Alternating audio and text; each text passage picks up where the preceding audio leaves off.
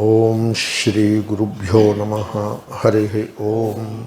శ్రుతిస్మృతిపురాణానామాలయం కరుణాలయం నమామి భగవత్పాదశంకరం లోకశంకరం. ఓం నమస్తస్మై భగవతే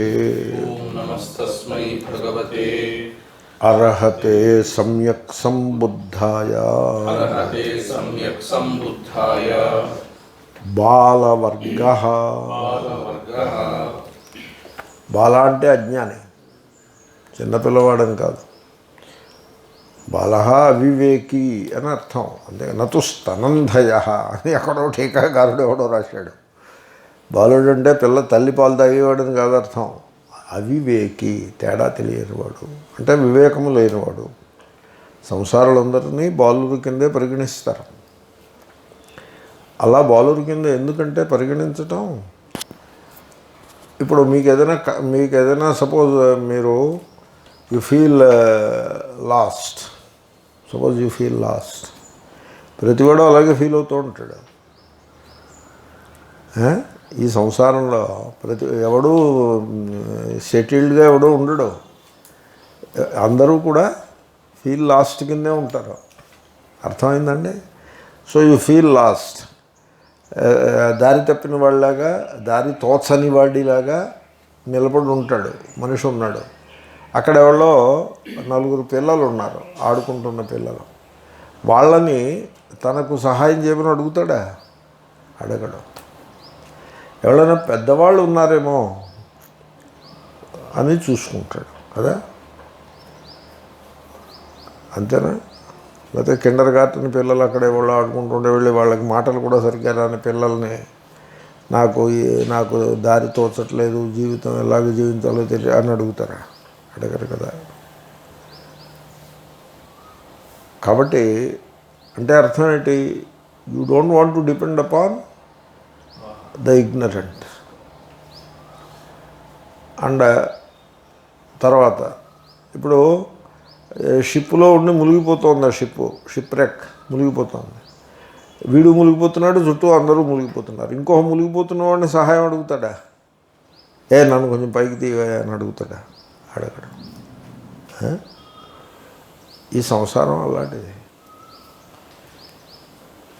ఇక్కడ you are alone. ఇది అర్థం చేసుకోరండి జనులు. ఇవన్నీ క్రిటికలే. నా ఉద్దేశంలో ఈ చర్చ అంతా క్రిటికల్లే. వీడేం చేస్తాడంటే ముందు తల్లి తండ్రి మీద సైకలాజికల్గా డిపెండ్ అయి ఉంటాడు. ఫిజికల్ డిపెండెన్స్ గురించి నేను మాట్లాడటం లేదు. ఫిజికల్ డిపెండెన్స్ ఎప్పుడూ ఉంటుంది. చుట్టూ ఉండే పంచభూతాలపై మనం ఆధారపడి ఉంటాం. నేల మీద నిలబడాలి, గాలి పీల్చాలి.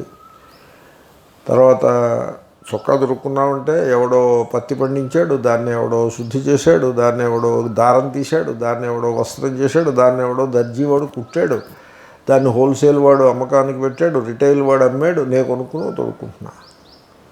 చూడండి ఎంత చైన్ ఉందో. సప్లై చైన్ అంటారు. గ్లోబలైజ్డ్ ఎకానమీ అంటే దీని అర్థం ఇదే. ఒకసారి నేను చదివాను ఎక్కడో.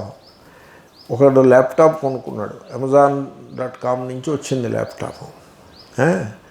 ఈ ల్యాప్టాప్ అమెజాన్ వాడి దగ్గరికి చేరి వాడు పట్టుకుని మీకు ఇచ్చాడు. అవునా? ఆ ల్యాప్టాప్ అమెజాన్ వాడి దగ్గరికి చేరే ముందు it has passed through 75 corporations. ఒకడు పై డొక్కు తయారు చేస్తాడు, ఒకడు మెమరీ చిప్ తయారు చేస్తాడు, ఒకడు ఎలక్ట్రిక్ సర్క్యూట్ తయారు చేస్తాడు.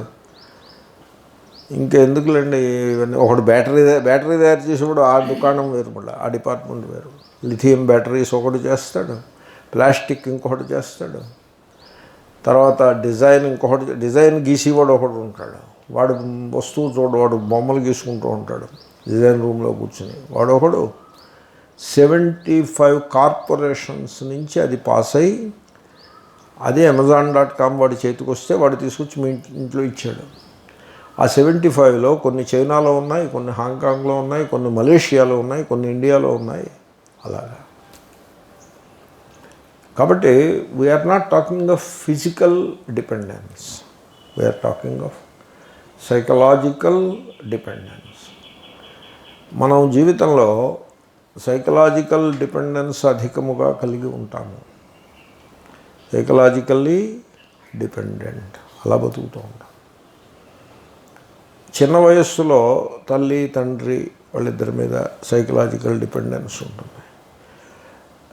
సైకాలజిస్టులు ఏమని చెప్తారంటే కొంత సిబ్లింగ్స్ మీద కూడా సైకలాజికల్ డిపెండెన్స్ ఉంటుంది అని చెప్తారు. అంటే ఒక్కడే కొడుకు అనుకోండి, వాడు he will have psychological problems which ఇద్దరు ముగ్గురు పిల్లలు ఉన్నప్పుడు ఉండవు, అదే ఒక్కడే ఉంటే ఉంటాయి అని కూడా చెప్తారు. సరే, ఓవర్కమ్ అవ్వడం తర్వాత ఉంటుంది.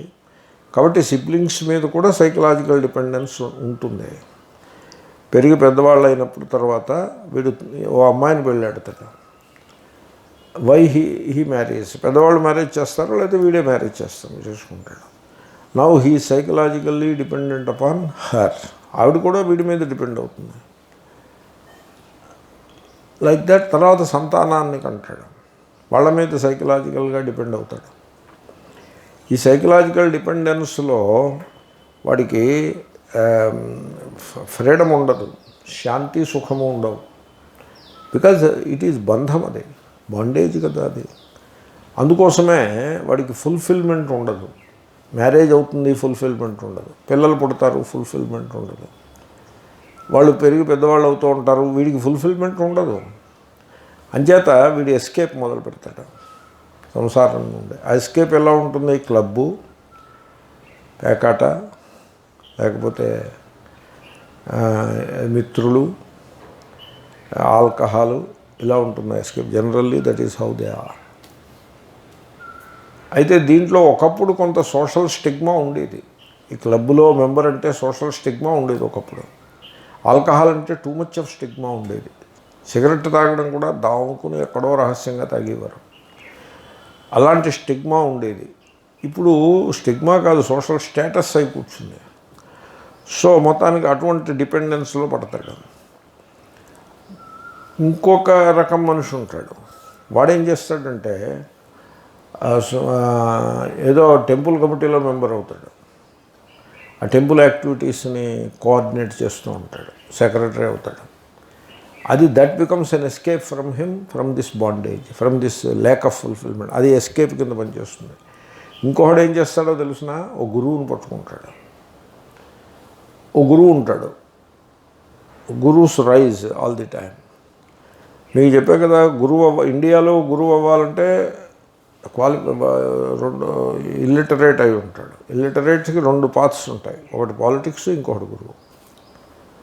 మీరు చూసుకోండి, ఇప్పుడున్న పొలిటీషియన్స్ అందరినీ మీరు అసెస్ చేసుకోండి, దాంట్లో ఇల్లిటరేట్స్ సంఖ్య ఎక్కువ ఉంటుంది. అక్కడ కొద్దిమంది ఎక్సెప్షన్స్ ఉంటారు. గురువులను చూసుకోండి, మీరు పాపులర్ గురువుస్ని చూసుకోండి, మీరు వాళ్ళ ఎడ్యుకేషనల్ క్వాలిఫికేషన్స్, మీరు ఏది అడిగినా ఎడ్యుకేషనల్ క్వాలిఫికేషన్ అడుగుతారు కదా.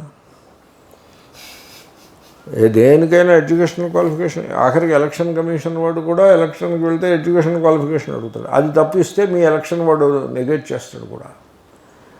ఎడ్యుకేషనల్ క్వాలిఫికేషన్ అడుగుతారు కదా, దాన్ని కరెక్ట్గా చెప్పాలా. వీళ్ళు ప్రస్తుతం ఉన్న గురువుల్ని ఒకళ్ళిద్దరిని మినహాయించి వర్దే ఎక్సెప్షన్స్, మిగతా వాళ్ళు ఎడ్యుకేషనల్ పేర్లు చెప్తే బాగుండదు. మీరందరూ బుద్ధిమంతుల్లాగా అలాగే బుద్ధుల్లాగా కూర్చుని ఉంటారు, నేను బద్నాం అవుతాను. కరెక్ట్ అండి. మీరు చూసుకోండి. Can you do you understand what I'm saying? Look at their educational నేను చూశాను. ఒక ఆయన 10th క్లాస్ పాస్ కాలేదు, పెద్ద గురువు. ఇంకొక ఆయన హై స్కూలు డ్రాప్ అవుట్. ఇంకొక ఆయన ఇంటర్మీడియట్ డ్రాప్ అవుట్ అయ్యి హృషికేశ్లో కైలాసాశ్రమం చుట్టూ 6 నెలలు వెళ్ళాడాడు. కైలాసాశ్రమంలో 6 నెలలు వెళ్ళాడితే మీకు కొన్ని శబ్దాలు, ధాతువులు రావడానికి 6 నెలలు సరిపడదు. ఏవో కొంత తత్వబోధ ఇలాంటివేవో దొరుకుతాయి. శివమహిమ్న స్తోత్రం పారాయణ చేయటం, ఇలాంటివేవో కొన్ని ట్రిక్స్ అలవాటు అవుతాయి. These are all drop outs. వాళ్ళు కనుక కాలేజీకి వెళ్తే they won't allow him in the college. గురువు అయి కూర్చుంటాడు. సో అలాంటి గురువును ఒకరిని పట్టుకుంటాడు. గురువులకి కొంత మెటీరియల్ రెడీలీ అవైలబుల్ ఉంటుంది, కొంత మెటీరియల్ ఉంటుంది. మీరు ఏ క్వాలిటీ గురువో దాన్ని బట్టి ఉంటుంది. మీరు కొంత తంత్ర గురువు అవ్వాలనుకోండి, లలిత సహస్రనామాలు, పూజలు, ఆ గోల్ ఉంటుంది. మీరు యోగా గురువు అవ్వాలనుకోండి, యోగాసనాలు అవి నేర్చుకుని ఆ దారిలో వెళ్ళచ్చు. అది కొంత నయమే ఓ రకంగా. మీరు మామూలుగా కొంతమంది ఉంటారు, అలా ఫోకస్ కూడా ఉండదు గురువులకి. వాళ్ళు ఏదో మల్టీపర్పస్ లాగా గణేశుడి దగ్గర గణేశుడు, రాముడి దగ్గర రాముడు, కృష్ణుడి దగ్గర అన్ని అష్టోత్తర శతనామావళులను అష్టకాలును. రామాష్టకం, రాముడి మీద 7 శ్లోకాలు, కృష్ణుడి మీద 7 శ్లోకాలు, గణపతి మీద ఇవి పెట్టుకుంటారు. That is their material. The material they collect in 6 months. ఇంకో కొంతమంది మన వేదాంత గ్రూప్ వాళ్ళు ఉన్నారు, వీళ్ళు వెళ్ళి తత్వబోధతో మొదలు పెడతారు. వీళ్ళందరికీ తత్వబోధను భగవద్గీత లోకువ, భాష్యం జోలికి వెళ్ళరు, శ్లోకాలే చదువుతారు. ఏదో భగవద్గీత కర్మయోగం అని ఇదనేదని ఆ టెర్మినాలజీ పెట్టుకుంటారు. భగవద్గీత ఏం చెప్పింది? ఏదో సేవ చేయమని చెప్పింది, కాబట్టి సేవ చేస్తానంటాడు. సేవ ఎలా చేస్తాడు? తనదంటూ ఏమీ ఇవ్వడు. తనది ఏమైనా ఉంటేగా ఇవ్వడానికి, ఉన్నా ఇవ్వడు, ఏదైనా ఉన్నా ఇవ్వడు. అదర్ పీపుల్స్ మనీతోటి సేవ చేస్తూ ఉంటాడు. ఇలా ఉంటారు గురువులు. వీడు వెళ్ళి సైకలాజికల్లీ డిపెండెంట్ కదా, అన్ఫుల్ఫిల్డ్ ఉంటాడు. వీడు గురువుని పట్టుకుంటాడు. గురువు వీడినే ఉద్ధరిస్తాడు. అరే, ఎడ్యుకేషనల్ క్వాలిఫికేషన్ లేనివాడు నిన్నేం ఉద్ధరిస్తాడా? అంటే ఎడ్యుకేషనల్ క్వాలిఫికేషన్ అని ఎందుకని అంతలా దాని మీద నేను అంటున్నానంటే, మెచ్యూరిటీ లేదండి. మీరు హై స్కూల్కి 6 ఏళ్ళు వెళ్ళొస్తే యూ బికమ్ మెచ్యూర్. ఆ గ్రూప్లో పిల్లలతో కలిసి ఆడుకుంటారు, అల్లర్లు చేస్తారు, దెబ్బలు తింటారు, టీచర్ పనిష్ చేస్తాడు, ఏవో టెస్టులు చదువుతారు, పరీక్షలు రాస్తారు. ఒక డ్రిల్ అది. ఒక 6 ఏళ్ళు ఆ డ్రిల్ అయ్యేప్పటికి మెచ్యూరిటీ వస్తుంది. చాలదు కాలేజీలో పడేసి పెడితే మెచ్యూరిటీ వస్తుంది. హాస్టల్లో బతికితే మెచ్యూరిటీ వస్తుంది. ఓ పూట తిండి ఉంటుంది, ఓ పూట తిండి ఉండదు, మెచ్యూరిటీ వస్తుంది. ఆ మెచ్యూరిటీ ఏం లేదు వీళ్ళకి. వీళ్ళు దే ఆర్ ఇమ్మెచ్యూర్ పీపుల్. గురువులై కూర్చున్నారు. 4 స్తోత్రాలు బట్టి 4 స్తోత్రాలు 2 పూజలు బట్టి పెట్టేస్తే, కాషాయం వేసేస్తే సరిపడే. పూజ నీకు చేత కాకపోతే పూజారులు ఉన్నారు, వాళ్ళకి దక్షిణ ఇస్తే వాళ్ళు వచ్చి చేస్తారు, వాళ్ళు దిట్టలు. This is how the gurus are. నేను కొంచెం డైగ్రెస్ అయ్యాను. వీడు వెళ్ళి వాళ్ళని పట్టుకుంటాడు. Psychological dependent. He doesn't get anything out of it. కొంతమంది పైకి చెప్తారు, ఇదేం మాకు వర్కౌట్ కాలేదండి అని చెప్తారు. మిగిలిన వాళ్ళు తేలికొట్టిన దొంగలా ఊరుకుండిపోతారు. ఎందుకంటే you go deeper into it and now you cannot do anything about it. ఇలా ఉంటుంది. సంసారులు ఇలాగే ఉంటారు. And so there is nobody around for you to depend. You are alone. ఎందుకని చుట్టూ ఉన్న వాళ్ళందరూ గురువులతో సహా, ది సోకాళ్ళు గురువులతో, in the context of gurudom I'm saying, మార్గదర్శనం చేసే దేశకుడికి గురించి చెప్పట్లేదు నేను. ది గురువుడంలో ఉండే గురువులు, మీ చేత పూజలు అవి చేయించేవాడు. ఈ గురువు జాతకాలు కూడా చెప్తారు, అదొకటి ఎడిషనల్ క్వాలిఫికేషన్. ఇలాంటి గురువులు వీళ్ళెవళ్ళు కూడా మీకు డిపెండబుల్గా ఉండరు. మీరు అంటే మీ చుట్టూ ఎవళ్ళు ఉన్నారు? ఇగ్నరెంట్ సంసారీ శారదా మీ చుట్టూ. బాలవర్గ అది సంబంధం. సుదీర్ఘా జాగ్రతో రాత్రి. అవును, రాత్రి 1 గంటకి తెలివి వచ్చిందండి మీకు. రాత్రి 1 గంటకి తెలివి వచ్చింది.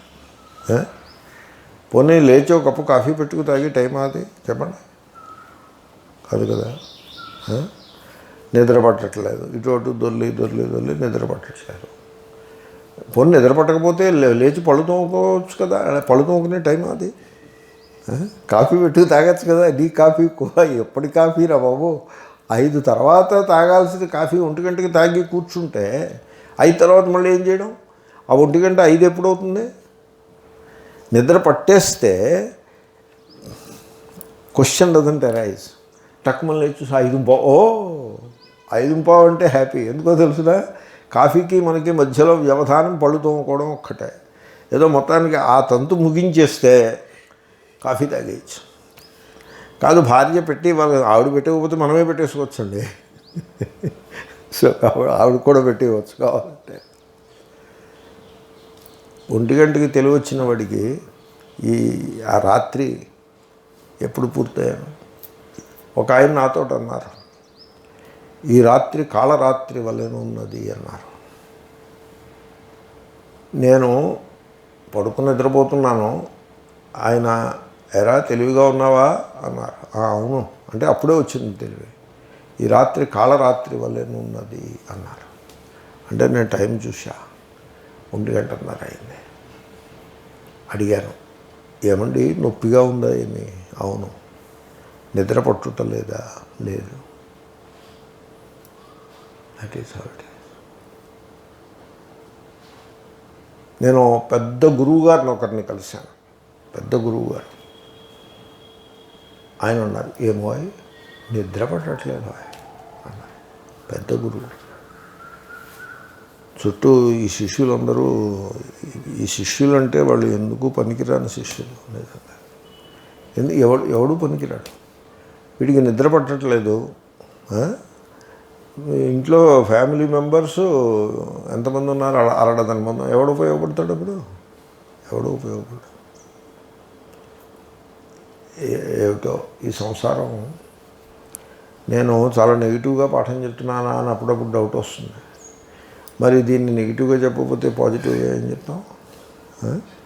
ఆయన అంటాడు, 1 గంటకి తెలివి వచ్చిన వాడికి ఆ రాత్రి ఎప్పుడు తెల్లారేను, అది దీర్ఘమైన రాత్రి. నిద్ర పట్టిందనుకోండి, రాత్రి ఎలా ఉంటుంది? షార్ట్ ఉంటుంది. నాకు 1 గంటకి తెలివి వచ్చింది, చూశాను 1:10 అయింది టైం. అలాగా అని మళ్ళీ ఒక గ్లాసు మంచినీళ్ళు పక్కనే పెట్టుకున్నాను. అవి నోట్లో పోసుకుని తాగి మళ్ళీ పడుకున్నాను. మళ్ళీ తెలివి వచ్చింది, టైం చూశాను 5:20. ఓహర్నే తస్తుంది, అప్పుడే 5:20 అయిందా? అయితే ఇంకేమిటి ఆలస్యం, లే కప్పు కాఫీ తాగచ్చు. అలా ఉంటే పర్వాలేదు, కానీ నిద్ర పట్టకపోతే వాడి బ్రతుకు ఏమైపోతుంది? సంసారం అంటే అలా ఉంటుంది. చిక్కుకుని ఉంటాడు సంసారంలో. ఇది ఎప్పటికి పూర్తవుతుంది? సంసారం అదేం పూర్తవుతుంది, దీర్ఘంగా పోతూ ఉంటుంది. దీర్ఘం శ్రాంతస్య యోజనం. నడుస్తున్నాడా? నడుస్తున్నాడు. ఇది అవును, చదువుతా. ఇదో పద్ధతి. నడుస్తున్నాడు, అలసిపోయాడు. నడిచి అలసిపోయాడు. ఓసారి నేను ముంగండ అనే గ్రామం దగ్గర బస్సు దిగాను. వేసవికాలం, 44 degrees సెంటిగ్రేడ్. ముంగండ అనే గ్రామం దగ్గర బస్సు దిగాను. దిగేప్పటికి 2 గంటలకు దిగాను.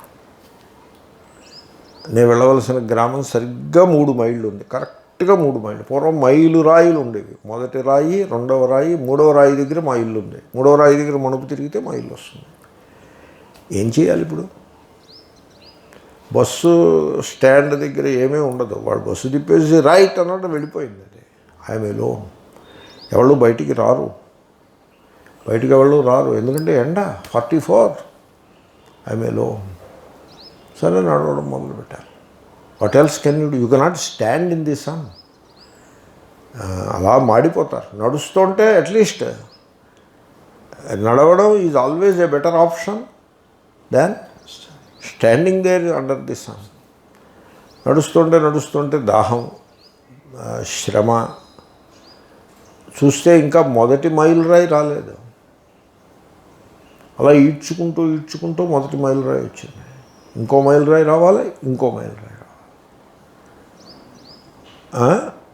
సంసారంలో అలా ఉంటారు. దీర్ఘం శ్రాంతస్య యోజనం. వాడు వెళ్ళాల్సిన దూరము చాలా ఎక్కువ దూరము గలదు. బాలానాం సంస్కృతిర్దీర్ఘా సద్ధర్మమవిజానతాం. అవి 2 దృష్టాంతాలు. ఇప్పుడు దార్ష్టాంతికము. దార్ష్టాంతికం ఏమిటంటే, వీళ్ళు సంసారులు, వాళ్ళని బాలానాం అని అంటారు. ఆయన అంటే వివేక జ్ఞానము లేనివారు, సద్ధర్మమును ఎరుగరు. అంటే సత్తుతోటి పెనవేసుకుని ఉండే ధర్మమును ఎరుగరు. సద్ధర్మం ఏమంటే బుద్ధుడు ఆస్తికుడు అంటారా నాస్తికుడు అంటారా చూడు, సద్ధర్మం. సో ఓం తత్సదితి నిర్దేశో బ్రహ్మణస్త్రివిధో మతః అని భగవద్గీత. ఓం తత్ సత్ అనే ఆ పరమాత్మకు 3 రకముల నిర్దేశము పేర్లు గలవు. ఆ సద్ధర్మము ఎప్పుడు కూడా ధర్మము ఎలా ఉండాలంటే ధర్మము ద్వివిధము. సో ఒకటి స్వర్గానికి తీసుకువెళ్ళే ధర్మము. మొన్న నాతోటి ఒక స్వామి నాతోటి ఏదో ప్రసంగం చేసినప్పుడు, అవునండి ఇప్పుడు పూజాధికము ధర్మము కదా అంటే, చూడయా కామ్యకర్మ ధర్మం కాదని ఎవడన్నాడు? కామ్యకర్మ ధర్మం కాదని ఎవడో అనలేదు. ధర్మం వాయవ్యగ్గు శ్వేతమాలభేత భూతి కామ, సంపద కావలసిన వాడు వాయవ్యయాగం చేయమని ఉంది. అది అధర్మమా? అధర్మం కాదుగా, చోదన కదా అది శృతి చెప్పింది. దాన్ని ధర్మం కాదని ఎవడో అనలేదు. సద్ధర్మము కాదు. నేనంటాను ఆత్మధర్మము కాదు అని అన్నాను.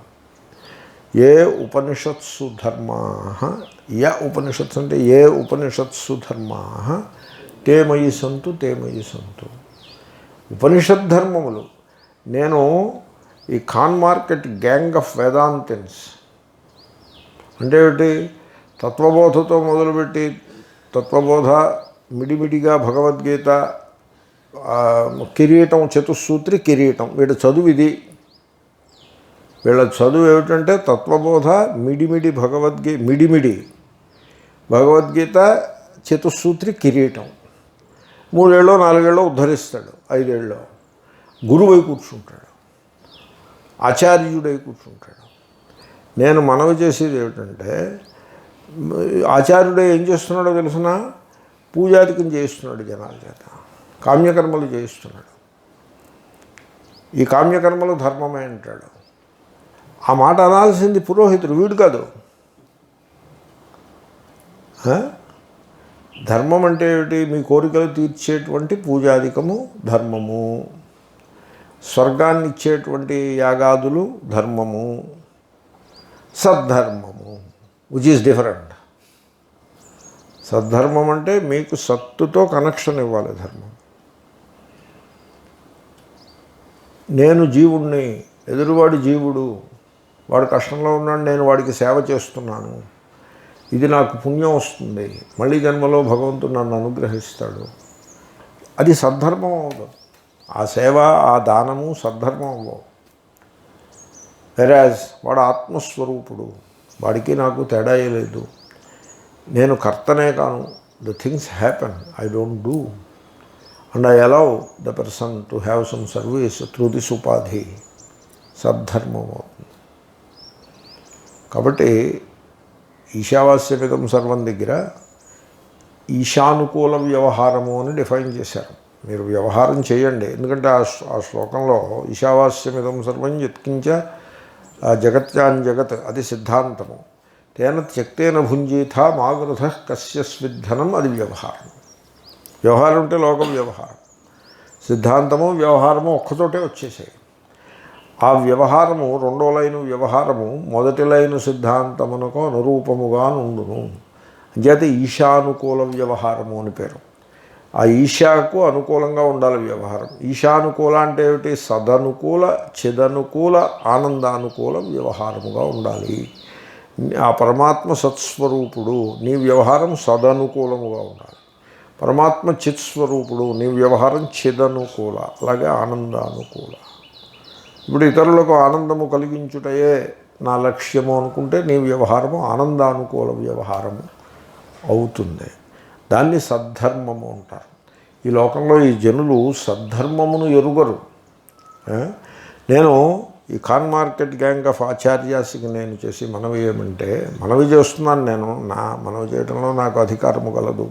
ఏదో శ్లోకం చూసి మనవి చేస్తున్నాను. ఏమిటంటే, చూడప్ప నువ్వు ఆచార్యుడివి, నేను కాదంటలేదు, నువ్వు సన్యాసివి, ఆచార్యుడివి, వేదాంత బోధకుడివి, నీ చుట్టూ చాలామంది శిష్యులు ఉన్నారు, ఆల్ దిస్ ఈజ్ గ్రేట్. కానీ నీవు అనుసరించే ధర్మము సద్ధర్మము అవునా కాదా? నువ్వు టెంపుల్ కట్టి డబ్బులు వసూలు చేస్తుంటే అది సద్ధర్మం అవదు.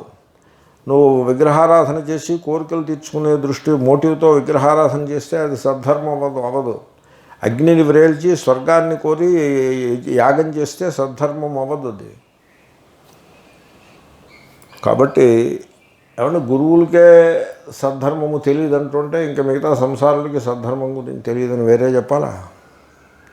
తెలుసున్న మహాత్ములు ఎప్పుడూ ఉండనే ఉంటారు. మనం ఇక్కడ సద్ధర్మం అవిజానత, మేము ఆచార్యులం అనుకునే వాళ్ళే సద్ధర్మమును ఎరుగరు. వాళ్ళు ఏమంటారో తెలుసిన, మాకు సద్ధర్మాన్ని బుద్ధుడు చెప్పక్కర్లేదు అంటాడు ఒకడు. మాకు సద్ధర్మాన్ని బుద్ధుడు చెప్పక్కర్లేదు అంటే ఇప్పుడు వాడికి సద్ధర్మం తెలుసునంటారా తెలియదంటారా? తెలియదు. అలా పెట్టాడంటే తెలియదు కదా. మాకు మా గురువుగారు చెప్పిందే సద్ధర్మము, మరేది సద్ధర్మం కాదు, మాకు ఇంకా వేరే సద్ధర్మం ఏది అక్కర్లేదు అంటాడు ఇంకొకడు. వాడు సద్ధర్మం తెలుసున్నవాడా తెలియనివాడా? తెలియనివాడు. ఆ ఓపెన్నెస్ లేనివాడు, సత్ అంటే అనంతం అది. ఆ ఓపెన్నెస్ లేనివాడు, ఆ ఎక్స్పాన్సివ్నెస్ లేనివాడు, వాడు సద్ధర్మానికి దూరం అయిపోయినాడు. వాడు సెక్టేరియన్ అయిపోయాడు. నా మతమే గొప్పది, ఇతర మతములు తక్కువవి అన్నవాడు సద్ధర్మం తెలుసున్నవాడా? నా గార్డెన్ మంచిది, మిగతా గార్డెన్స్ బాగులేవు అన్న సంసారి ఎలాంటివాడో వీడు అలాంటివాడే. నా మతం గొప్పది, ఇతర మతములు గొప్పవి కావు. నా సంప్రదాయం గొప్పది, మిగతా సంప్రదాయాలు తక్కువ. వీళ్ళెవరో కూడా సద్ధర్మం తెలుసున్నవాళ్ళు కాదు. కాబట్టి ఆ సద్ధర్మమును తెలియకుండా ఉన్నారు. కాబట్టి మీరు వెళ్ళి ఓ గురువును పట్టుకుని వాడు మీకు సపోర్ట్ ఇస్తాడని అనుకుంటే ఈ సంసారంలో దొందులాగే తయారవుతుంది. వీడు గురువుని ఆశ్రయిస్తాడు, గురువు వీడిని ఆశ్రయిస్తాడు. అంటే ఏమిటి? మ్యూచువల్ ఎక్స్ప్లాయిటేషన్ అని అంటారు. This is how the gurudom operates. ఈ గురువుడంలో సి గురువుగారు పాఠం చదువుకునే వాళ్ళని ప్రేమగా చూశారు, అదొక పద్ధతి. పాఠం చదువుకునేవాడు ఏదో ఒక ప్రేమభావంతో గురువు గారికి ఏదో సర్వీస్ చేశారు. I'm not saying anything against that. There is a thing called gurudom. I'm talking about that. Gurudom అంటే ఇప్పుడు ఓ బిజినెస్ మ్యాన్ ఉంటాడు.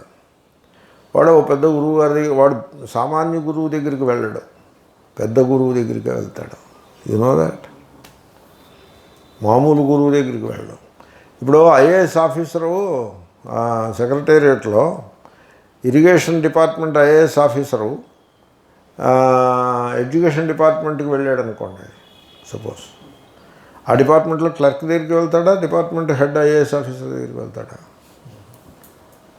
అలాగే బిజినెస్ మ్యాను ఈ వీడెవడో మూల కూర్చుని ఉన్నాడో కాషాయం కట్టుకుని వాడి దగ్గరికి వెళ్తాడా? వెళ్ళడు కదా. తన లెవెల్కి తగ్గిన గురువు దగ్గరికి వెళ్తాడు కదా. కాబట్టి అలాంటి గురువు దగ్గరికి వెళ్తాడు. ఆ గురువు వీడి కోసమే ఎదురు చూస్తూ ఉంటాడు. వీడు ఆ గురువు దగ్గరికి వెళ్తాడు. ఆ గురువు వీడికి ఏం చేస్తాడంటే ఓ మంత్రం ఇస్తాడు. మొట్టమొదటి ఈ మంత్రం నువ్వు జపం చేస్తూ ఉండు, నీ బిజినెస్ బాగా పైకి వస్తుందని ఓ మంత్రం ఇస్తాడు. ఆ మంత్రం ఇచ్చేస్తే, మంత్రం ఇవ్వడం అంటే అర్థం ఏంటో తెలుసిన, it kind of taking in to the flax.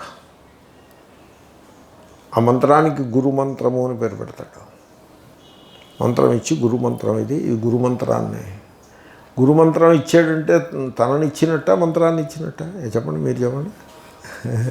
గురుమంత్రం ఇచ్చాడంటే తనని ఇచ్చినట్ట మంత్రాన్ని ఇచ్చినట్ట? తననిచ్చినట్టే. నన్ను మోస్తూ ఉన్నాను అర్థం దానికి. ఆయన ఆ గురువు గారు కూడా వీడి మీద సైకలాజికల్గా డిపెండ్ అవుతాడు.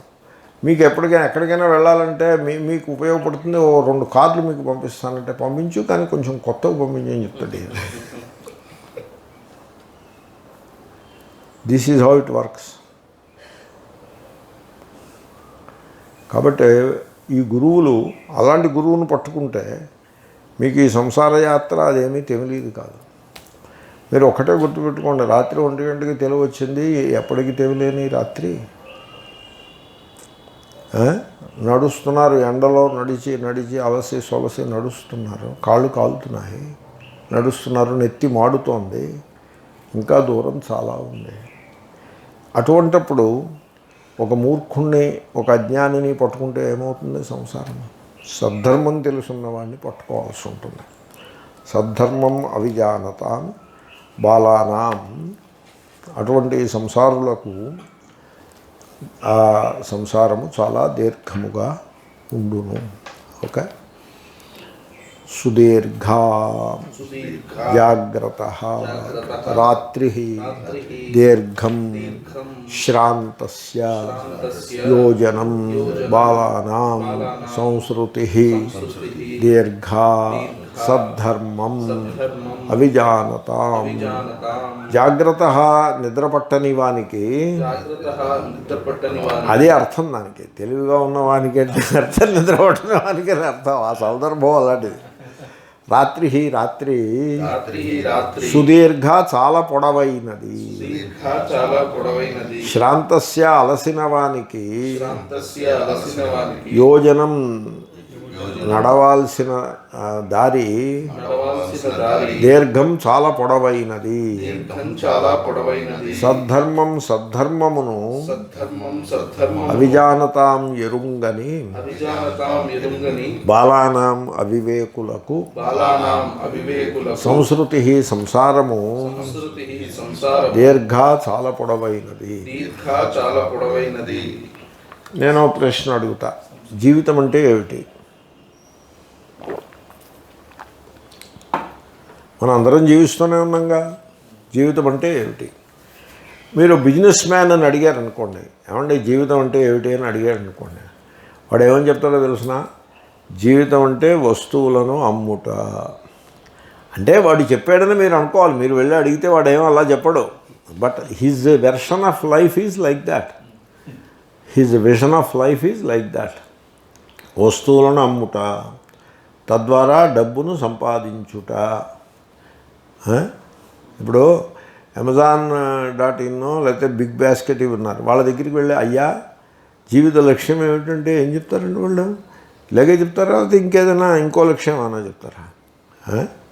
వస్తువులను నమ్ముట, డబ్బు సంపాదించుట, అదండి జీవితం అంటే అని చెప్తాడు. ఎందుకో తెలుసిన? వాడు నిద్ర లేచింది మొదలుకొని మళ్ళీ నిద్రపోయే వరకు అదే వాడు ఎరుగుడు. వాడికి తెలుసున్నది అదే. బాలానాం. ఇప్పుడు వాడికి తెలియంది ఏదైనా ఉంటే పోనీ, వాడికి అంతకంటే అధికంగా తెలుసుంటే చెప్తాడేమో, కానీ వాడికి అంతే తెలుసు, అదే జీవితము అని అంటాడు. పోలండి బిజినెస్ మ్యాన్ ఎందుకు? ఈ యాంబిషస్ పీపుల్ ఉంటారు, యాంబిషన్ ఉంటుంది. వాడిని అడగండి, వాట్ ఈజ్ లైఫ్ అని అడగండి. నేను ఒకడిని కలిశాను, ఒక ambitious person. My ambition is to make $1 million అని అన్నాడు.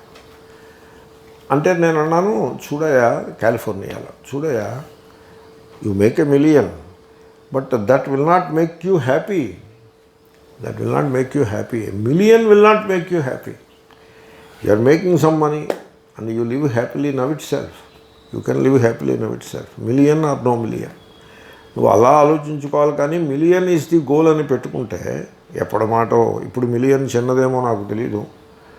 కాబట్టి అంటే ఆయన ఏమన్నాడంటే, I prefer to be an unhappy millionaire అని అన్నాడు. హ్యాపీ కాకపోయినా పర్వాలేదు, మిలియనైర్ అవ్వాలి. You got it. మేము సినిమాకి బయలుదేరేవాళ్ళం. రే రాత్రి తిండి తిప్పలు ఉండవురా, కడుపు నకనకలాడుతూ తిండి లేకుండా చాలా కష్టపడతారా మీరు, ఈ సైకిల్ తొక్కుకు వెళ్ళి రాత్రి 2 అవుతుంది వచ్చాడు, నిద్ర ఉండదు, కష్టపడతారని మా నాన్నగారు ఒకసారి అన్నారు నాకు. అంటే నేను ఏమన్నానో తెలిసిన, కష్టపడితే పడ్డాం, మాకు సినిమా కావాల్సిందే అన్నాను. That is how the people are. Ambitious person, నాకు హ్యాపీనెస్ అక్కర్లేదా, నాకు మిలియనైర్ అవ్వడమే కావాలి. That is how ambitious person is. Ambitious person అలా ఉంటాడు. అంబిషస్ పర్సన్ వాడు పెళ్లి చేసుకుంటాడు. ఎలా పెళ్లి చేసుకుంటాడో తెలిసిన? వాడి యాంబిషన్కి అనుకూలంగా పెళ్లి చేసుకుంటాడు. నోదా? That is how. జాతకాలు చూసేప్పుడు వీడి యాంబిషన్కి ఆవిడ జాతకం సూట్ అవుతుందా అవదా కూడా చూస్తాడు. ఫలానా నక్షత్రంలో పుట్టిన అమ్మాయిని పెళ్ళాడితే నీకు బిజినెస్ బాగా నడవదు అని చెప్తాడు ఒకడు. వీళ్ళు చెప్పేవి ఎలా ఉంటాయంటే అసలు ఏమీ సంబంధం లేనివన్నీ చెప్తారు. కారణకార్య సంబంధం అసలు సుతరాము ఉండదు. అలా చెప్పేప్పటికి నోనో ఆ నక్షత్రంలో పుట్టిన అమ్మాయిని పెళ్ళాడితే నాకేమో భవిష్యత్తు బాగుండదు కాబట్టి నాకు అమ్మాయి వద్దు అంటాడు. జాతకాల వాళ్ళందరూ అంతే కదా. ఏమంటే ఫలానా అమ్మాయిని జాతకాలు సరిపడలేదు పెళ్ళాడట్లేదు అంటే అర్థం జాతకాలు సరిపడలేదంటే అర్థం ఏంటి? ఏమిటి అర్థం దానికి అర్థం? దాని అర్థం ఏంటంటే వీడి యాంబిషన్స్కి ఆ అమ్మాయి సూట్ అవ్వదు అని వీడికి ఎవడో చెప్పాడు. వీడికి అనుభవంలో వచ్చింది కాదు. వీడి యాంబిషన్కి ఆమె సూట్ అవ్వదు. Look at that. An ambitious person is like that. People are ambitious అంచేతను నేను చెప్తున్నా. కాబట్టి సరే ఒకడు ఉన్నాడు, వాడికి పొజిషన్ వచ్చేసింది, పవర్ వచ్చేసింది. ఇప్పుడు ఏమిటి వాడి జీవితం? వాడి దగ్గరికి వెళ్ళి అడుగుతారు. ఒక పెద్ద సంస్థ పెట్టేసి నడిపించేస్తూ ఉంటాడు. వాడి దగ్గరికి వెళ్ళి జీవితం ఏమిటని అడుగుతారు. సన్యాసే అవ్వచ్చు కాక, సన్యాసి అవ్వచ్చు. సన్యాసి గృహస్థుడు తేడా ఏం లేదండి బాబు దీంట్లో. వాడి దగ్గరికి వెళ్ళి జీవితం ఏమిటని అడుగుతారు. అడిగితే వాడు ఏమంటాడో తెలుసిన, ఈ యాక్టివిటీ ఏదైతే కలదో ఇది జీవితం అంటాడు. ఆ యాక్టివిటీని ఎవరు క్రియేట్ చేశారు? వాడే క్రియేట్ చేసుకున్నాడు కదా. It is his own making కదా. అదైతే దేవుడు అలా పైన తయారు చేసి వీడి మీద పరచడా? లేదు కదా. వీడు పవరు పొజిషను పెట్టుకుని యాక్టివిటీని క్రియేట్ చేసుకున్నాడు. His own making. ఆ యాక్టివిటీయే జీవితము అని చెప్తాడు. మీరు గమనించారా? ఇప్పుడు ఓ స్వామి ఉంటాడు, గురువు. వాడేమో శిష్యులు దేవాలయం కడతాడు, ఆశ్రమం కడతాడు, శిష్యులు అంటాడు, ఏదో ఏదో సేవా కార్యం చేస్తూనే ఉంటాడు, ఏదో సేవా ఆర్గనైజేషన్ ట్రస్ట్ పెట్టి సేవ చేస్తూనే ఉంటాడు. చుట్టూ 50 మందో 100 మందో చేరుతారు. ఆయన దగ్గరికి వెళ్ళి జీవితం అంటే ఏమిటని అడిగారు అనుకోండి, ఆయన మీరు అడగరు, ఆయన చెప్పడు. నేను ఊరికే ఇమాజిన్ చేస్తున్నా ఆయన వెర్షన్ ఆఫ్ జీవితం ఏమై ఉంటుంది. ఇప్పుడు బిగ్ బాస్కెట్ వాళ్ళ వెర్షన్ ఆఫ్ జీవితం ఏముంటుంది అన్నట్టుగానే ఈయన వెర్షన్ ఆఫ్ జీవితం ఏమై ఉంటుంది. He created an enormous amount of activity around him. తన చుట్టూ యాక్టివిటీని క్రియేట్ చేశాడు కదా, అదే జీవితం అని చెప్తాడు ఆయన. ఈ యాక్టివిటీని ఇలాగ ముందుకు తోసుకుపోతూ ఉండడమే జీవితము. ఏమంటే కూలివాడు ఉంటాడు, రోడ్డు కూలివాడు. వాళ్ళని అడగండి జీవితం ఏమిటని అడిగితే వాళ్ళు ఏమని చెప్తారో తెలుసునండి. ఇదిగో ఈ చాకరీ చేస్తూ ఉండడం, ఇది ఎండ్లెస్, ఇది రిటైర్ అయ్యే వరకు ఈ రోడ్డు ఊడుస్తూ ఉండడము, ఈ ఇటకలు మోస్తూ ఉండటము, రిటైర్ అయిన తర్వాత కాళ్ళు దాచుకుంటూ ఏదో చేయాలి. మొత్తానికి రెస్ట్ అనేది లేకుండా ఈ పని చేస్తూ ఉండడమే జీవితము అని వాడు చెప్తాడు. ఏమంటే నేను ప్రశ్న అడుగుతా, ఇంత స్ట్రగుల్, ఇంత దుఃఖము, ఇంత బరువు పెట్టుకుని, అంటే activity is not the point, the struggle associated with the activity. ఇప్పుడు రాత్రి 1 గంటకి నిద్ర లేచాడంటే తెలివి సమస్య కాదు, తెలివి సమస్య కాదు. అక్కడ సమస్య ఏంటంటే అర్ధరాత్రి నుంచి తెల్లారిదాకా తెలివిగా, అది సమస్య, ఆ కాంటెక్స్ట్కి సమస్య. కాబట్టి వీడి యాక్టివిటీ సమస్య కాదు, the struggle associated with that activity. Business man, he struggling. ఈ గురువు పెద్ద సంస్థ పెట్టి నడిపిస్తున్నాడు, ఆయన స్ట్రగుల్ అవుతున్నాడు, హీ స్ట్రగ్లింగ్. ఆయన ఫ్రస్ట్రేట్ అయిపోతూ ఉంటాడు. సరే ఈ శిష్యులు, కోతి శిష్యులు కొంతమంది ఉంటారు, ఫ్రస్ట్రేట్ అయిపోతూ ఉంటాడు. ఆయన ఒక పెద్ద పొజిషన్ పవర్లో ఉండేదో పెద్ద యాక్టివిటీ నడిపిస్తూ ఉంటాడు, హీ స్ట్రగ్లింగ్ టు. ప్రతివాడు స్ట్రగుల్ అవుతున్నాడు. ఈ లేబరర్ ఉన్నాడు, రోడ్డు ఊడ్చేవాడు, వాడు స్ట్రగుల్ అవుతున్నాడు. సో ఇంత స్ట్రగుల్ ఉన్నప్పుడు మనిషి హ్యాపీగా ఉండగలుగుతాడా? When there is struggle can మనిషి హ్యాపీగా ఉండగలుగుతాడా? When a person is active హ్యాపీగా ఉండగలుగుతాడా అని నేను అడగట్లేదు, నేను అలా అడగట్లేదు. నిజానికి when a person is active హ్యాపీగా ఉండగలుగుతాడా? దాన్ని కర్మయోగము అంటారు. అది పెద్ద టాపిక్, అది కర్మయోగం అంటారు దాన్ని. When a person is struggling, వాడు హ్యాపీగా ఉండగలుగుతాడా? నేను ఒకతను భగవద్గీత పాఠం చెప్తుంటే విన్నాను. అనుభవం తక్కువ, చదివింది తక్కువ, ఇస్కాన్ మార్కెట్ గ్యాంగ్ టైపు. ఆ శ్లోకం చదవడం రాదు, సంస్కృత విభక్తి జ్ఞానం లేదు అని నాకు స్పష్టమవుతూనే ఉంది. పోనీలే ఏదో చెప్తాడేమో చూద్దామంటే he struggling. I can see he struggling. Can he be happy with struggle? Suppose నేను పాఠం చెప్తున్నాను, am I struggling to teach? Then I cannot be happy. నేను వాచి చూస్తూ ఉంటాను, నేను విద్యార్థులకు చెప్తాను, నా వాచి చూస్తూ ఉంటాను, మీరేమనుకోకండి. అలా ఎందుకు చెప్తారంటే నేను వాచి చూస్తున్నాను కాబట్టి స్ట్రగుల్ అవుతున్నానని అనుకోకండి బాబు అని చెప్పడం. I will not struggling.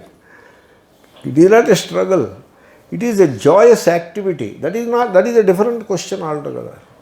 When you are struggling, a business man, is he not struggling? ambitious person, struggling.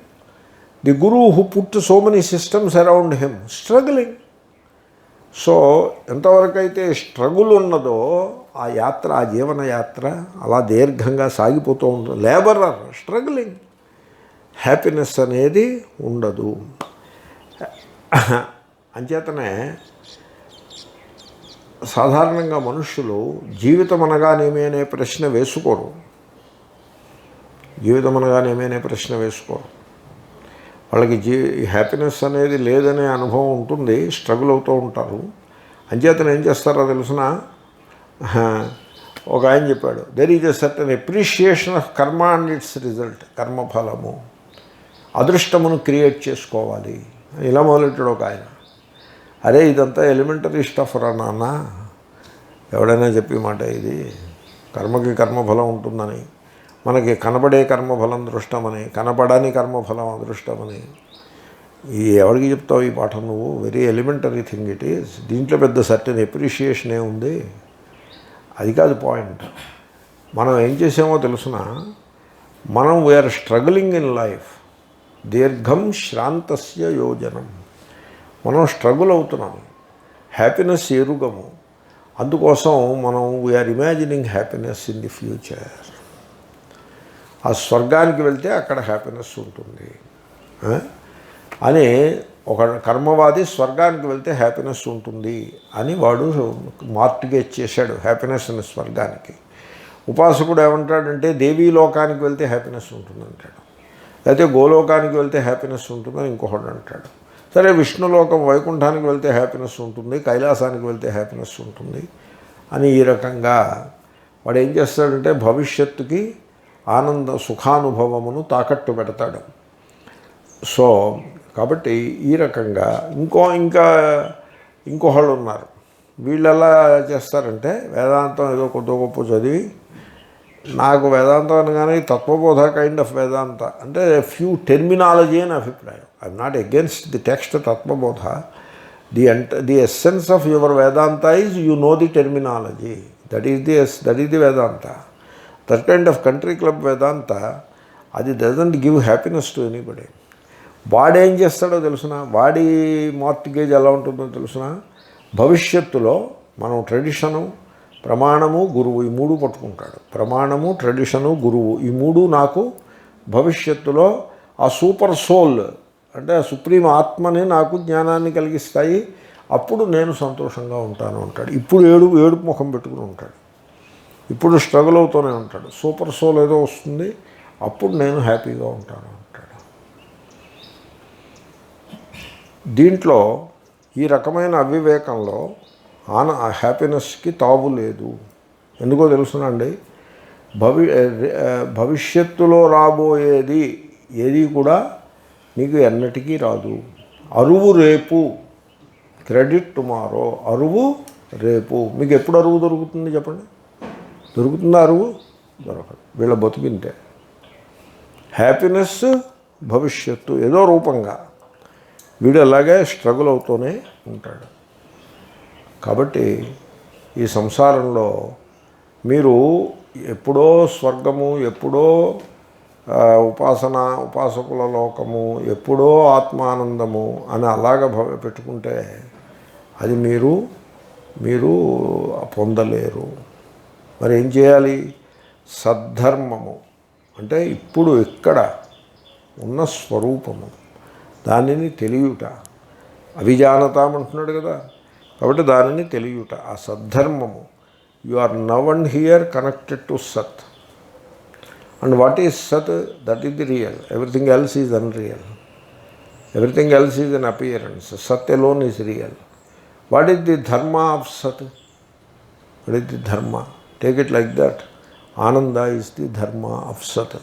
Sat is Chit, Chit is Sat, Ananda is its dharma. Technically speaking, Ananda kuda Swarupame, but let us take it like that. Dharma as a Swarupa, Sadharma, Sat Swarupa. దాన్ని తెలుసుకున్న వాడికి మాత్రమే ఇప్పుడు ఇక్కడ తెలియడం భవిష్యత్తులో కాదు, వాడికి మాత్రమే ఈ సంసారం అనేది అంతమవుతుంది. అది తెలుసుకొనుటకు మీరు ఇతరులపై సంసారులపై ఆధారపడితే ఒరిగేదేమీ లేదు. ఓకే, అందాము. చెప్పేశాము, ప్రతిపదార్థం చెప్పాం కదా. సో శ్లోకం చదివితే సరిపడుతుంది. సుదీర్ఘా జాగ్రతో రాత్రి దీర్ఘం శ్రాంతస్య యోజనం బాలానాం సంస్కృతిర్దీర్ఘా సద్ధర్మమవిజానతాం. ఓం పూర్ణమదః పూర్ణమిదం